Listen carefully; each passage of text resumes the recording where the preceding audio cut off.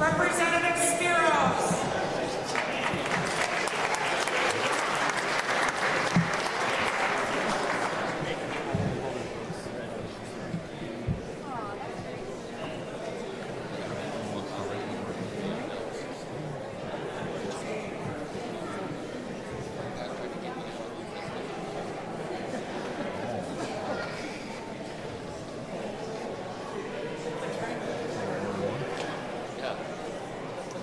Representative Spreitzer.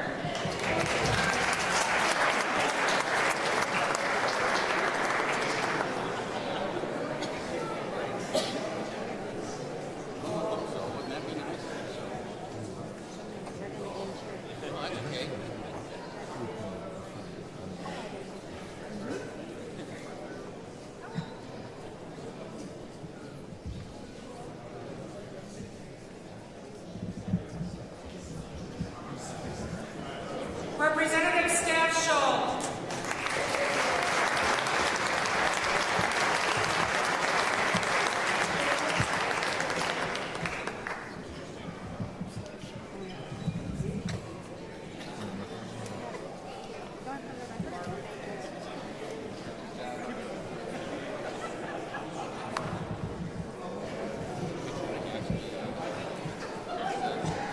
Representative Stefan.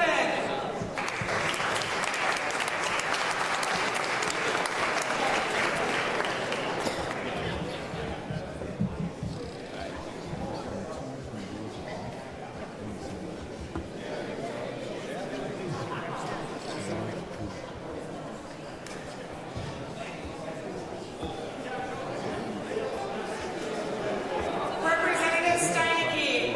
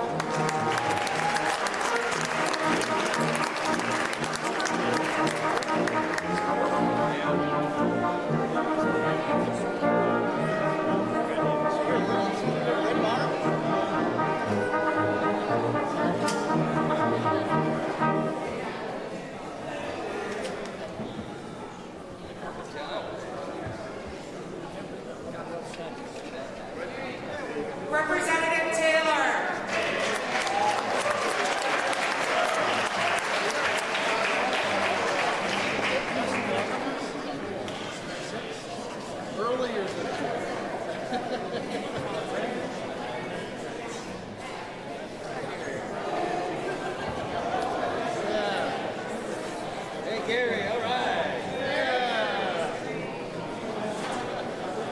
We'll see you later. I'm going to beat the daylight out of you.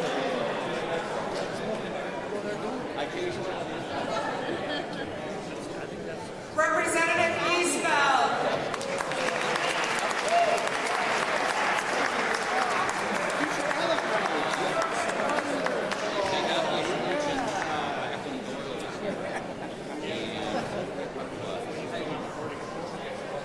They made a deal. They made a deal. They would grandfather and stuff that they would have the votes.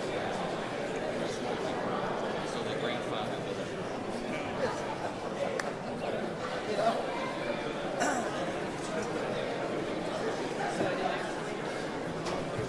Representative Tittle.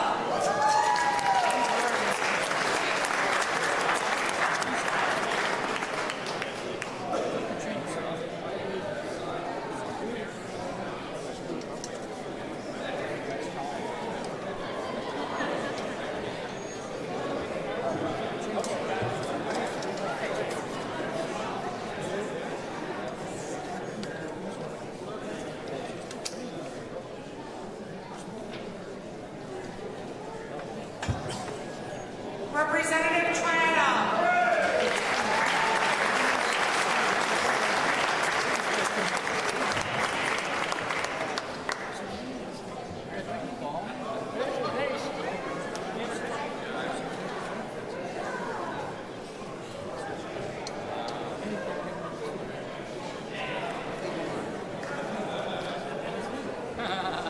Yeah, we're working on the other. Representative Tussler.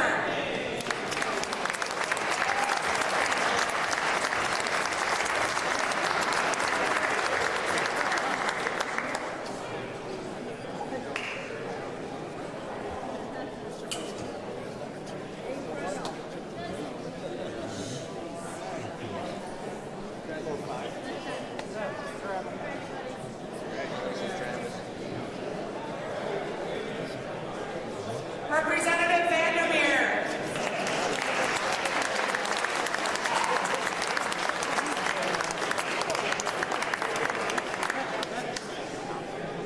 What a cutie.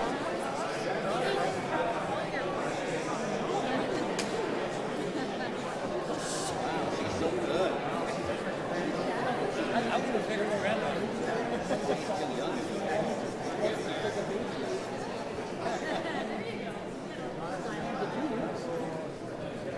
Representative Dane.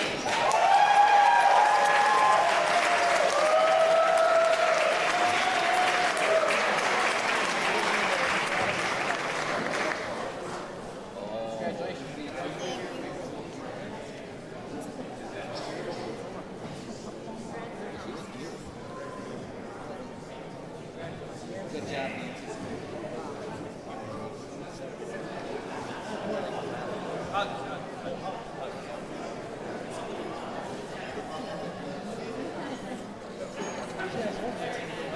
Representative Warpagal.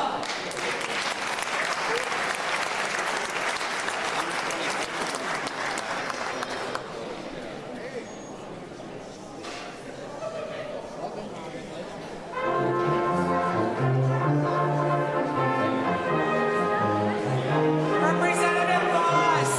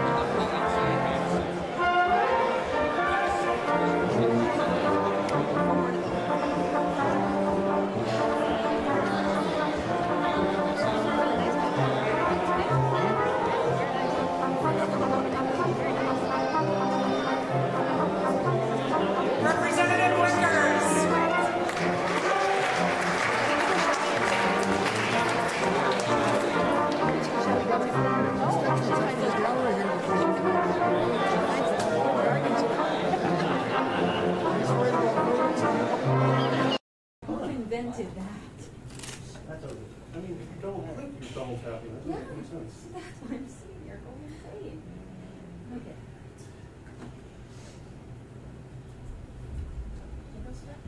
It is under No. remote control. Well, someone at Yeah. work just took this. Maybe they're the capital. Yeah. Well, here they have like 2 people in that. Right, Catherine and. And the gentleman, I think we met Matthew. Yeah. Doyle. 2 people probably being so many places. Right.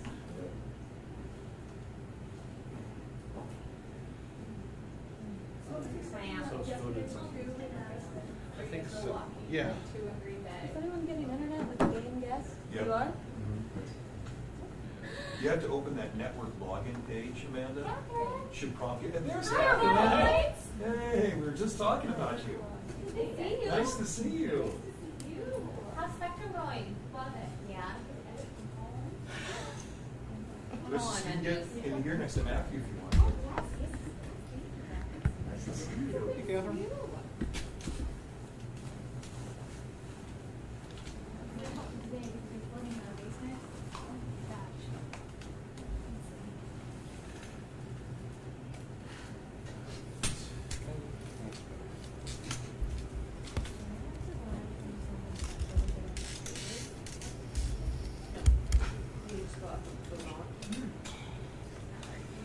Okay, I'll message Dan on another one. We're up.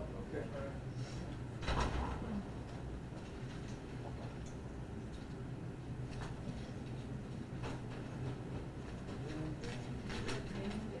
Dane, yes.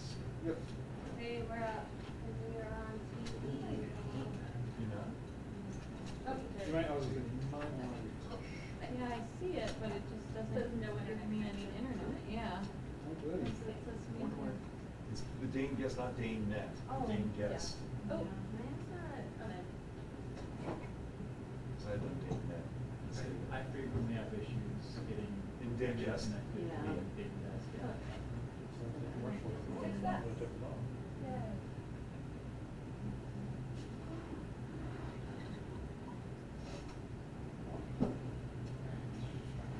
Sorry. So how's the baby? Wow.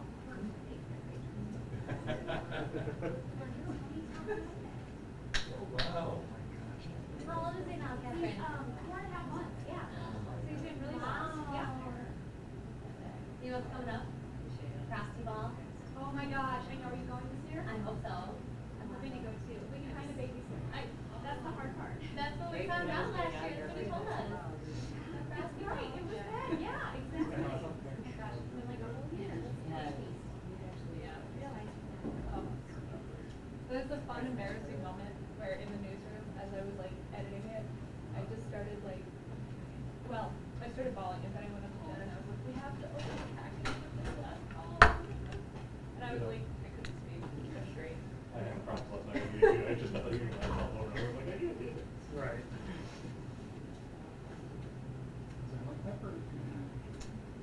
Be more time.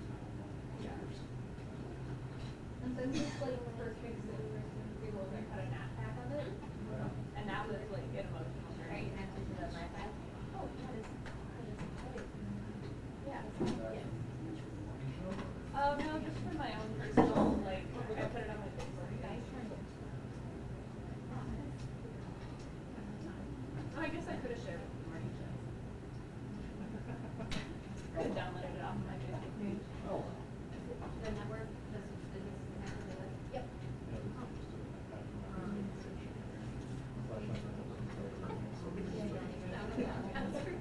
That's exactly what it was.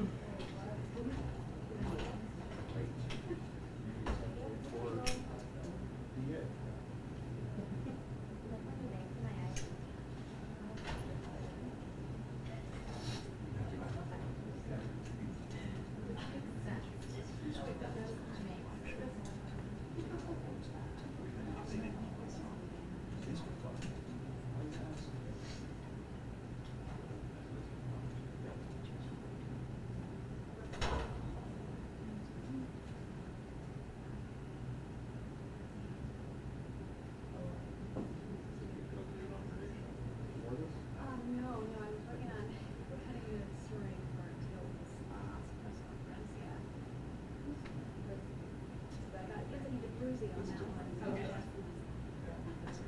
Like 3 people. Yeah, we've got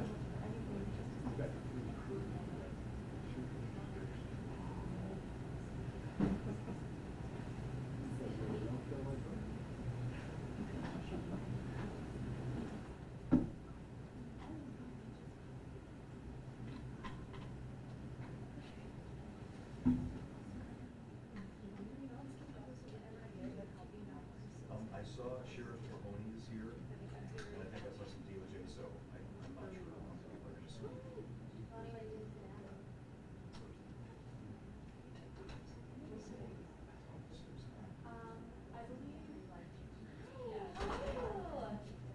Yes, we're gonna be live streaming.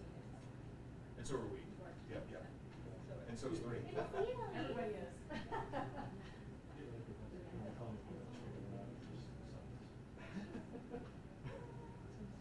Yeah, I've been typing now for like 5 minutes and no one's saying anything. It says the unit is under remote control, and I'm like, so is that someone at the station? Nothing. I messaged Dan while we were out. And he said, so, we're going on.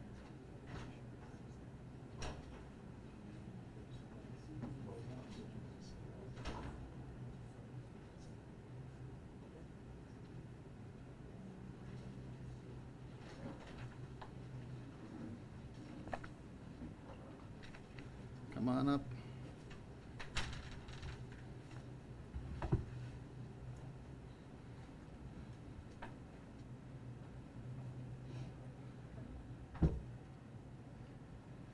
Thank you for coming.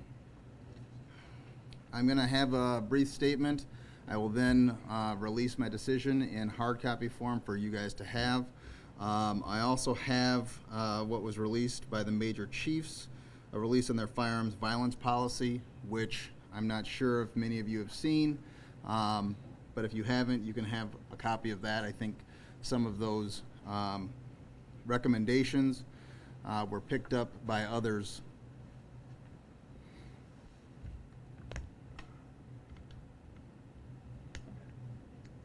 Sorry about that. Nope, it's all good. Are we ready? Thank you for coming. It almost happened here on September 19th, 2018. Middleton, Wisconsin narrowly missed becoming yet another of America's mass killings when a gunman suddenly began firing on his coworkers. Fortunately, no victims were killed because of the acts of courageous colleagues, law enforcement officers, medical first responders, and our world-class Level 1 Trauma Center at the University of Wisconsin Hospital. All these people have my thanks for preventing this incident from becoming even worse than it was. This shooting has affected many people. This includes people struck by its bullets, their families, the many people present at WTS, the people who provided safe spaces for victims, the students and teachers who went on lockdown, as well as the community at large. This shooting was perpetuated by a man with a serious and well-documented diagnosed mental illness, paranoid schizophrenia. When he exhibited signs of paranoia in 2004 in South Dakota authorities revoked Anthony Tong's concealed carry permit and confiscated his firearms. South Dakota authorities also obtained a mental health hold for Mr. Tong. Despite this incident, however, through holes and flaws in our gun laws, Mr. Tong was able to obtain everything he needed to commit a mass killing. And it was only the fortuitous circumstances I have described that prevented this from happening. At the time of the Middleton shooting, Mr. Tong was addressing his mental illness and was working successfully at WTS Paradigm. We cannot legislate against mental illness, but we can legislate against the continuing widespread access to guns and ammunition that allowed Mr. Tong access to implements with the potential to cause so much carnage. In this case, Mr. Tong's circumstances highlight at least two significant issues. First, the authorities in South Dakota who dealt with Mr. Tong did not report his mental health commitment to the National Instant Criminal Background Check System, commonly called NICS. This is a system that gun stores and federal firearms license holders, commonly called FFLs, use to make sure a customer can legally purchase a firearm. I have been advised by the Bureau of Alcohol, Tobacco, Firearms, and Explosives that if the incident had been reported properly, any FFL running a background check would have known not to sell a firearm to Mr. Tong. Proper reporting, however, would not have prevented this incident. Mr. Tong did not buy the firearm he used at WTS. He built one using parts he purchased, including a so-called 80% lower. To build the gun, there is an industry that builds and sells these lowers and everything needed to turn one into a firearm. Yet there is absolutely no point in the process where a person buying these items needs to pass a background check. The bullets Mr. Tong fired came out of his gun designed to work like a Glock, the same as they would have if this gun had been built at the Glock factory. I believe that the widespread availability of the means to build guns like this poses an incredibly dangerous problem that requires legislation to treat parts like lowers, 80% or otherwise, as the items they are designed to become, functioning firearms. This incident should be another warning that continuing failures by legislative bodies to pass common sense gun laws and legislation to restrict access to firearms and ammunition, and to update legislation to reflect changing technology, is a directly responsible for shooting after shooting. Overall, the vast majority of Americans share the belief that guns need to be kept out of the hands of those who would use them to do harm to others. We all want a future without mass shootings across the country or down the block. To achieve this, we need to acknowledge that we have a gun problem. And we need to demand action from those who we have given the responsibility and the privilege of making our laws, to pass laws that help protect us from the plague of violence.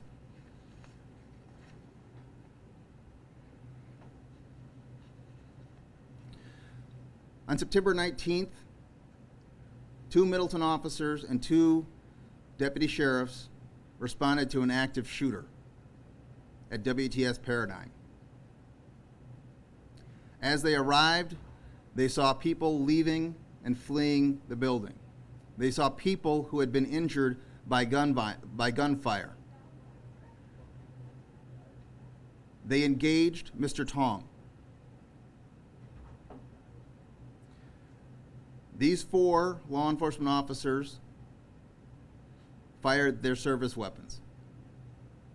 There is evidence that Mr. Tong also fired in the direction of officers.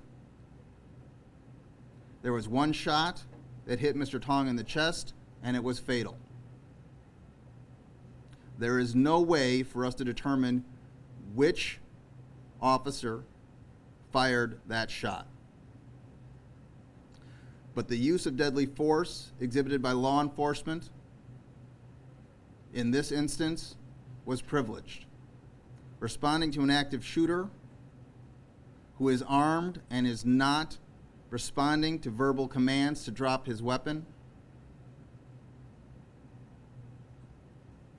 gives law enforcement really no other option than to use deadly force as well. That is my decision. I will give you a hard copy. It will have some more details. I would note that this investigation was done and completed by DCI, the Division of Criminal Investigations with the Department of Justice. This investigation complied with Wisconsin statutes, meaning outside agencies conducted or controlled the investigation.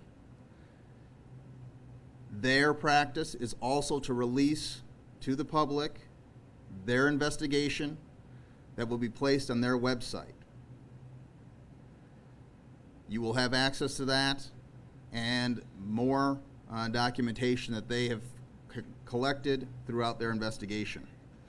With that, I don't know if the sheriff or the chief have any brief statement, but we will be available for questions if you need. I'll say something briefly. I'm Charles Falk, F-O-U-L-K-E, the Chief of Police in Middleton. I want to thank the Division of Criminal Investigation for their thorough investigation.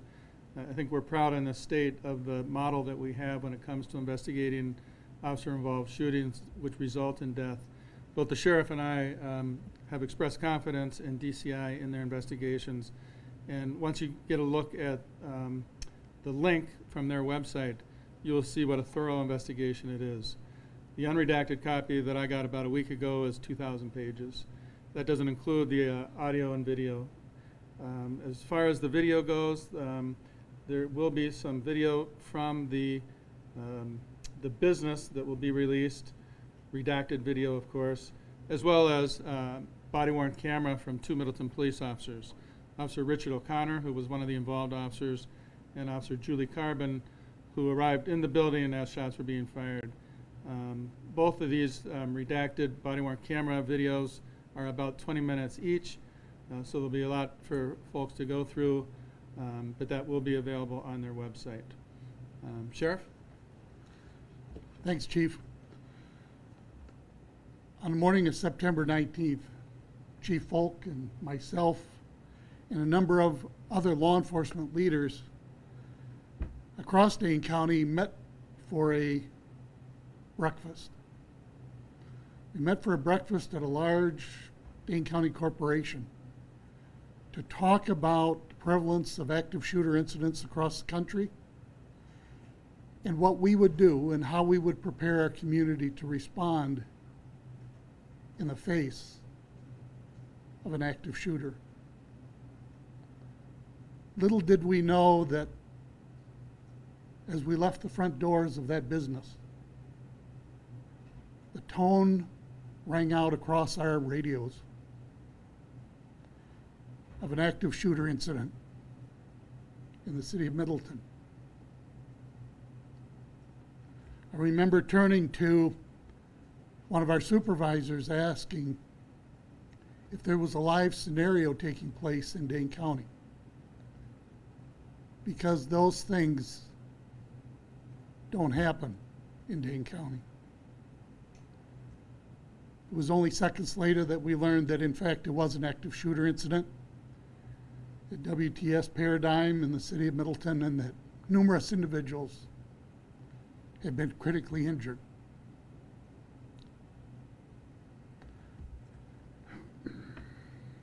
It is for this reason that for years we have trained our police officers and our deputy sheriffs to work collaboratively and cooperatively in the same methods and same procedures, so that the first officers on the scene can enter a business, a school, a place of faith in an effort to stop the threat. And on the morning of September 19th, Dane County law enforcement from a multitude of agencies responded in unison exactly as trained and did exactly what they're trained to do. And when they began negotiating with Mr. Tong, and the threat became very evident as he fired upon them, they took the only action they could, and that was to respond as they were trained to eliminate the threat. And it's unfortunate that Mr. Tong and his mental state and his history of mental illness lost his life. But as our district attorney said, it was because of the response of our law enforcement officers, the advanced life and safety training and facilities that we have here at our UW hospital, that no lives were lost. But we need to use this incident. We must use this incident as a point in time to examine what is important in Wisconsin, what is important across our country, when we continue to allow individuals who should be forbidden from owning firearms to possess firearms, who continue to pose a threat to our work sites, our places of worship, to our schools, and to that next generation. The major city chiefs of police and the major county sheriffs of America have come out with a joint legislation proposal that mirrors exactly what we heard this morning from incoming Governor Evers, that we must put down political politics and think for our children and for what's important in Wisconsin. We must, as a community and as a nation, and if not a nation, a state, demand that our laws are changed to keep guns, killing devices out of the hands of those who are not mentally capable or have a desire to harm others. The time is now. Because no place in Wisconsin, no place in our country is exempt from this type of incident from occurring again. And the responsibility rests with each of us to not allow it to occur again.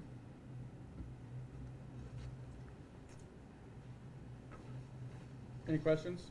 District Attorney Ozanne, if there had been that notification by South Dakota authorities, would implement sellers that Tong accessed, would they have known anything about his circumstance? Had they made the reporting of the mental health hold that would have flagged the NICS system, that would have not have changed anything here. Mr. Tong was able to order and have shipped to his home all the parts he needed in order to put together a gun, and the gun that he actually used at WTS. The systems would not have caught that. And that reference to under 80, is that like being able to buy under 80% of a completed firearm? No, you are able to purchase 80% of a firearm, the actual lower. And then, through a couple of modifications, which you probably could figure out by watching YouTube, get the other pieces and put them together to have a functioning firearm, without having a background check, without potentially needing a serial number on that firearm, which will act just as the firearm that is created by an actual manufacturer and sold at, say, Cabela's. One other thing I do need to say about this incident, and that is to commend WTS Paradigm for their efforts and their work with their employees. They have done everything within their power to basically get the resources that their employees have needed to address the trauma that they experienced. They are working with our victim witness staff, with the victim witness staff at the Department of Justice, to ensure that their employees have what they need to be able to get through this incident. These are situations that are far-reaching, and right now we are focused on people that were here. But there were people that were across this country that were impacted. There were people that who weren't at WTS that were impacted. Just think about a child who was at school and realized that their parent might have worked at WTS, or a spouse, or somebody who actually worked for WTS but was on the phone with the office when the incident occurred. These things all happened, and WTS is doing everything within their power to address that, and so I just have to commend them, and I think that their actions within and around this incident should be looked at, because employers need to understand their employees are going to have short-term and long-term impacts from situations like this. Sir, I got a question. If you're on the topic of WTS, we know from previous court documents from the investigation that say that Mr. Ton never smiled at work. And then, you know, the people that he shot, were they targeted? What was the motive behind shooting them? I don't know if we will ever know what the motive was. But within the company, I believe Mr. Tong was a productive worker. He had a team, but that team only consisted of, it appeared to be 3 people. So the fact that he may or may not have engaged with other employees who were on other teams doing other projects, I don't think you can read anything into that. You know, and by all appearances, Mr. Tong was actually actively trying to address his mental illness and connecting with providers here in our community, and did so shortly after he actually came to this community. That is something that we need to understand. That's why we can't just turn around and say mental illness is the only issue here. Most mentally ill people are not violent. We have to understand that. This is not something that we are going to stop by just saying who is mentally ill. This is something we have to address with access to firearms and ammunition, and with our lax laws at this point. We have an ability to do better, and we must do better. I can tell you that in speaking to the victims, they had very little of any contact with the shooter, and based upon what they think and what they know in their interactions or non-interactions with the shooter, I can tell you they feel that it was random, that it was not directed towards them. It was not a specific beef that was going on within that company. There was just no indication of that at all from the investigation or from us speaking to the victims. It strikes me as it was a very random crime directed towards his workplace, but not to specific people within that workplace. Some people were in the wrong place at the wrong time. Did he shoot anyone that? No. And literally, some of the people who were shot went to the right instead of to the left. I mean, it was bad luck. The people that were in his line of fire more or less ran into that, trying to get out of that building, and it did not seem it was specified at one particular or any group of people. Was he in treatment, or had he simply made a decision to, at some point, engage with treatment? No, he was actively engaged with providers. And at the same time, he was still assembling, and I think court records show he was still acquiring these implements to build a gun. There is nothing at this point that would have restricted him from having access to the parts that he used to put the firearm together, or, because there was no report to NICS, actually going in and purchasing any firearm that he wanted, or ammunition. So were all the parts that he had in his possession, were those all, did he get those all through the same way, the way he assembled the gun that was used in the shooting? I believe there was a number of 80% lowers and other things found, and I would assume that he got those through the internet. With that, I will leave you copies of my written decision and the Major Chief's release of firearm violence policy. Thank you. Question for you. Sure. Are the 2 officers going to be off of administrative leave? How does Yes, that they work? have. They've been reinstated, and Thanks to Sheriff. It's Rinse Sable it. and Dip, yeah. All right, So thank they're all you. back to work. Okay. Also, another question. Do you guys have a picture of this guy? Anthony Tom? We haven't seen one.